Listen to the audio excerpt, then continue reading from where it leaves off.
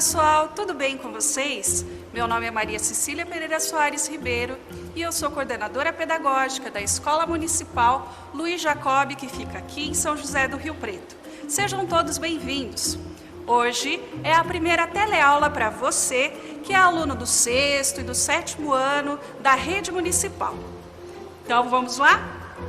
Primeiro, nós começaremos com o professor Felipe, onde ele vai falar sobre vários assuntos, sempre relacionados ao local onde nós moramos, seja num âmbito mais geral, como, por exemplo, falando do nosso planeta, ou até mesmo mais específico, falando um pouquinho sobre o nosso país e a nossa região.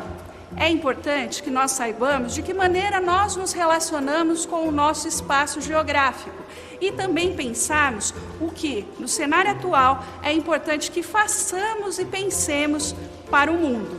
Você já pensou em construir um mundo melhor? Já pensou em ser uma pessoa melhor? É nisso que o professor Felipe vai nos ajudar. Agora, a segunda metade da aula, chega a professora Manu, de Educação Física. Ela vai agitar a nossa teleaula, falando um pouco sobre a importância de se manter a saúde do corpo e também da mente nos dias atuais de isolamento social. As aulas serão nota 10. E aí, vamos lá?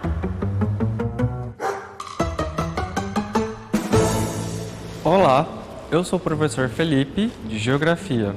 Hoje é aula com vocês, do 6º e do 7º ano, sobre o material do ciclo 3, em específico as atividades 6, 7, 10 e 16. Acompanhem lá. Quando estudamos a geografia, procuramos entender a relação entre os seres humanos e a natureza. E o resultado disso é o espaço geográfico, o mundo em que vivemos. E para entendê-lo melhor, é importante entendê-lo em todas as suas partes, seja na população, no relevo, no clima, na vegetação, ou mesmo a dinâmica das cidades, da economia, da política, etc. Por isso, hoje, vamos procurar relacionar estes aspectos com o acontecimento mais comentado do momento, que é a pandemia de coronavírus, e relacioná-lo com os aspectos do mundo, das regiões do Brasil e até mesmo da nossa cidade. Vamos acompanhar essas mudanças no espaço geográfico provocadas pela atividade humana.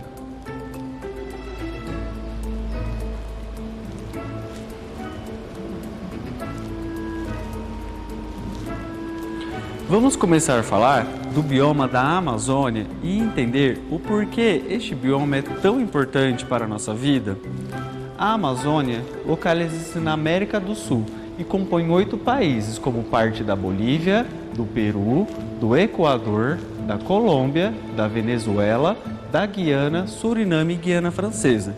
Também compreende parte da região Nordeste, Centro-Oeste e todos os estados da região Norte. A floresta amazônica é a maior floresta tropical do mundo, possui um clima quente e chuvoso o ano todo, além de ter o maior rio do mundo, o Rio Amazonas. É uma área de vastas planícies e possui 20 milhões de brasileiros habitando esta região.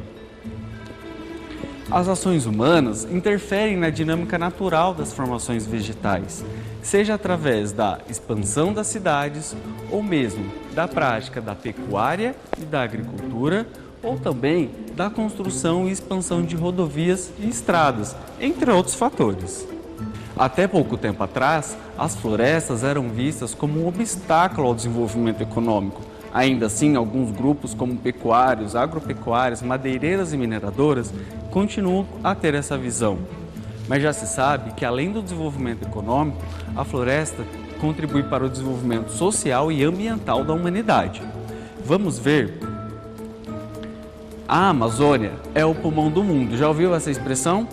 Pois ela é um mito, porque quase todo o oxigênio que a floresta produz, ela consome.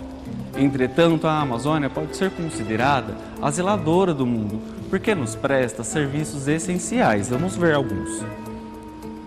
60 milhões de indígenas que moram na floresta utilizam-a como um supermercado e uma farmácia, extraindo delas alimentos, medicamentos, materiais para a sobrevivência e também muitos produtos farmacêuticos e cosméticos no nosso dia a dia são tirados de lá. A floresta também atua no controle de doenças. Pesquisas indicam que quanto maior o impacto humano e maior a perda da biodiversidade, maior vai ser a propagação de doenças, como o coronavírus, a dengue e a malária. A floresta também regula o clima mundial. As árvores funcionam como uma reserva de carbono que, quando queimadas, liberam um gás carbônico na atmosfera. Este gás é um dos principais do efeito estufa, afetando não só o clima da região amazônica, como também de várias outras regiões do mundo. Vamos dar uma pausada para analisar este gráfico de emissões globais de gases do efeito estufa do ano de 2017. De todos os gases emitidos, 23% pertenciam ao desmatamento e à agricultura, perdendo apenas para a geração de calor e energia baseada em combustíveis fósseis. Também, abaixo do desmatamento, temos a indústria, com 21%, os transportes, com 14%, a construção civil e também outras fontes de energia. Vamos dar continuidade à aula. Vamos problematizar com algumas reportagens que têm veiculado no noticiário. O Brasil vai na contramão do mundo e aumenta as emissões com o desmatamento. Enquanto no resto do mundo houve uma diminuição de 6% durante a pandemia, no Brasil haverá um aumento de 10 a 20% na emissão de gases. Isso acontece porque no restante do mundo a emissão está ligada à atividade industrial, enquanto no Brasil as emissões estão ligadas ao uso da terra, ou seja, do desmatamento. Vamos analisar como é que as populações indígenas têm lidado com a pandemia? Para vocês do ciclo 3, deem uma olhada na questão 7 do material, que vai falar sobre os índios Guajajara. A população indígena possui histórias e conhecimentos que estão ainda mais ameaçados pela pandemia do coronavírus. As medidas para quem vive nas reservas e nas aldeias são as mesmas para quem vive nas cidades. E os problemas também, como a falta de equipamentos, testes e condições econômicas de sustento. Essa população possui rituais e rodas de conversas tradicionais que são passados de uma geração para outra por um conhecimento milenar. E sua cultura fica ameaçada com o isolamento social. Agora, vamos olhar como tem sido o desenrolar da pandemia nas cidades? Mas para isso, vamos entender como se deu o processo de urbanização das cidades grandes e médias do Brasil, como São José do Rio Preto. Quando analisamos o espaço que vivemos, percebemos uma nítida diferença entre o rural e o urbano. Enquanto o rural precisa de maiores áreas para que as atividades ali sejam desenvolvidas, no espaço urbano há uma maior quantidade de população. As primeiras cidades surgiram no período neolítico, há aproximadamente 10 mil anos atrás. Com o surgimento da agricultura, os grupos humanos passaram a ser sedentários, originando-se as primeiras vilas. Com a Revolução Industrial no ano de 1750, as cidades vivenciaram um crescimento territorial e espacial populacional bastante grande. Esse processo de expansão urbana chama-se urbanização. Com as indústrias e os avanços tecnológicos, as pessoas foram atraídas para as cidades em busca de melhores condições de vida, enquanto que no campo elas foram expulsas devido ao processo de mecanização e modernização de substituição da mão de obra. No Brasil, o processo de urbanização está bastante ligado ao processo de industrialização. Afinal, as indústrias procuravam instalar em lugares que já haviam uma certa infraestrutura, mão de obra e mercado consumidor. A industrialização brasileira inicia-se por volta de 1930, mas será em 1950, com o surgimento da indústria automobilística e com a mecanização do campo, que haverá uma grande migração das pessoas do campo para as cidades, um processo chamado êxodo rural. Em 1940, 30% da população brasileira vivia nas cidades. Em 1970, esse número salta para 55%. Em 2000, 80% da população vivia nas cidades, ou seja, de cada 10 brasileiros, 8 viviam nas cidades. Em 2050, estima-se que haverá 94% da população vivendo nos centros urbanos. A ideia de que as cidades brasileiras não são planejadas é falsa. O que vemos na história é que em poucas décadas, o crescimento da infraestrutura e dos serviços não acompanhou o mesmo ritmo de crescimento acelerado da população, ocasionando diversos problemas urbanos de ordem social e ambiental, como desemprego, pobreza, trânsito, inundações, poluição e favelização. Alguns desses problemas já vemos na nossa cidade. As favelas existem devido à falta de investimentos públicos destinados à moradia para pessoas de baixa renda.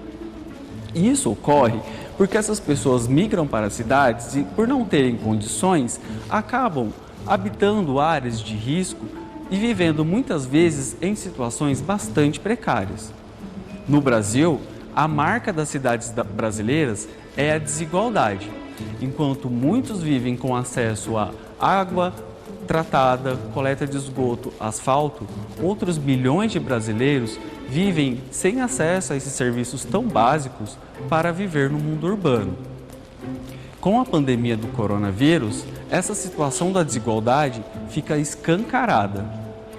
Vamos analisar algumas notícias. O coronavírus chega à favela brasileira com um impacto mais incerto do que nas grandes cidades. Para 30 milhões de brasileiros que não têm saneamento básico, ou os 11 milhões que vivem em milhares de favelas espalhadas pelo território brasileiro, é difícil seguir a recomendação sanitária mais simples: lavar as mãos frequentemente com água e sabão. E usar o álcool em gel é um luxo inalcançável. Trabalhar em casa é uma quimera para as famílias que dividem 1 ou 2 quartos mal ventilados, ou quando alimentar os filhos, exige sair à rua para vender doces ou cuidar de bebês ou do jardim dos outros. Agora, vamos trazer a geografia para bem próximo das nossas vidas, para o nível do chão. Você conhece este lugar aqui? É o calçadão de Rio Preto, né? Quando nos orientamos no espaço e vamos de um lugar para o outro, é importante nos referenciarmos com pontos de referência na paisagem. Quando você vai na casa do seu amigo ou do seu colega ou para a escola, quais são os pontos da paisagem que você utiliza como referência? Uma árvore? Uma loja? O GPS é um instrumento criado pelo ser humano para auxiliar nessa atividade de orientação. GPS significa Sistema de Posicionamento Global. Essa é uma tecnologia que está bastante presente no nosso cotidiano, através dos celulares e também nos carros, por exemplo. Vamos dar uma pausada para entender como funciona o GPS? Precisa sempre de pelo menos 3 satélites posicionados em órbita, uma antena na superfície terrestre e um receptor, ou seja, um usuário do GPS, que no caso somos nós. Existem em órbita 24 satélites em volta da Terra para fazer este papel de determinar precisamente a localização de um ponto no espaço. Podemos continuar com a aula. Vamos problematizar com algumas reportagens a questão das geotecnologias? O Google Maps, podemos dar uma pausadinha aqui, abriu seus dados de GPS para mostrar os impactos na quarentena. A Google abriu relatórios para os governos e autoridades da área de saúde para que possam determinar, por exemplo, os melhores horários para permitir o funcionamento do comércio essencial. Vamos analisar uma outra reportagem. Nesta outra notícia, intitulada A Quarentena, entenda a polêmica do monitoramento de celular no Brasil, as operadoras de telefonia fizeram uma parceria com governos estaduais para monitorar a concentração de pessoas em regiões. Entretanto, isso provocou uma polêmica com as pessoas, mas as operadoras de celular garantem que dados como nome, idade, gênero e de quem é o celular estão anonimados. Podemos continuar para a próxima notícia.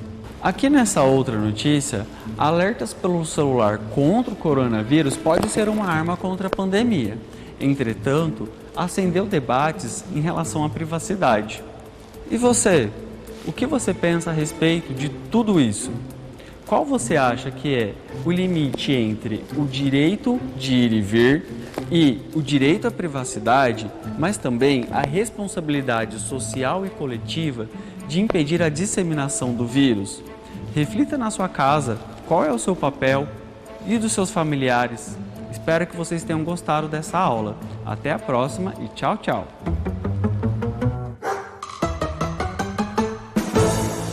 Olá, eu sou a professora Manu, uma das professoras de Educação Física aqui da Rede Municipal de Educação de Rio Preto.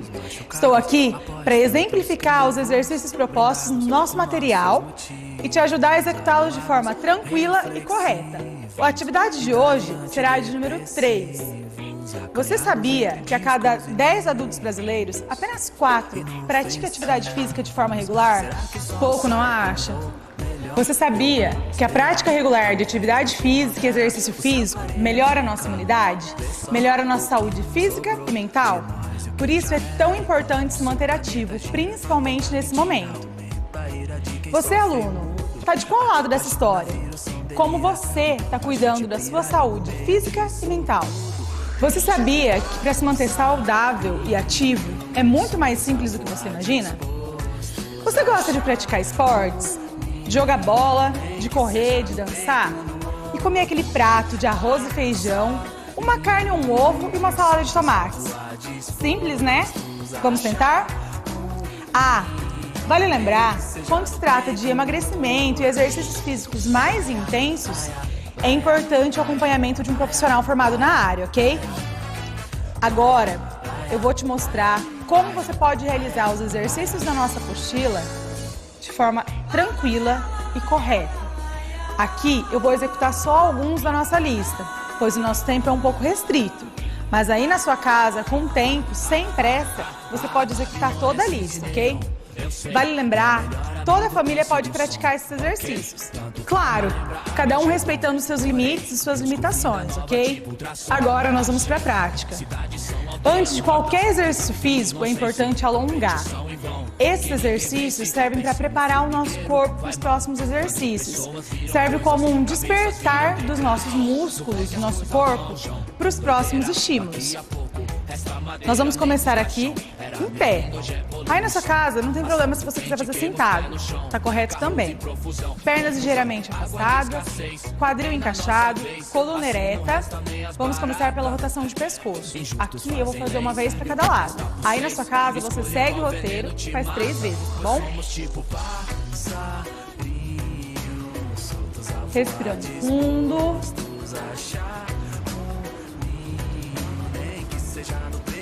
Cruzou os dedos lá na frente, mantenha a postura ereta, olhar voltado para frente. Subiu, mesma postura. Puxou lá atrás, abre bem o peito. Sempre respirando fundo, com calma. Aí na sua casa, você vai respeitar o tempo que eu te sugeri.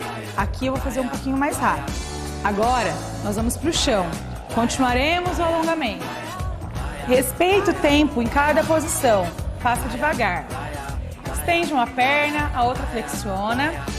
Perna estendida, vai até onde você consegue. Se conseguir encostar na ponta dos pés,